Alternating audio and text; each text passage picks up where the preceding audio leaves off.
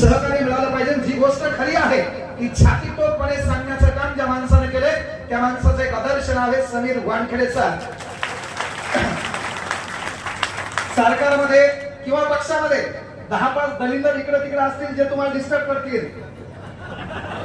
10-5 दलिंदर भिकारचोट असतात है ना। कुठल्याही माणसाला 100% चांगलं कोणीच म्हणणार नाही।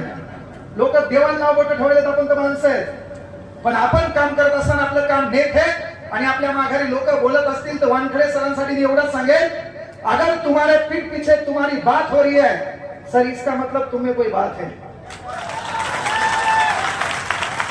अगर तुम्हारे पीठ पीछे तुम्हारी बात हो रही है इसका मतलब तुम्हें कोई बात है। अगर तुम्हारे पीठ पीछे निंदा हो रही है इसका मतलब सर तुम जिंदा है।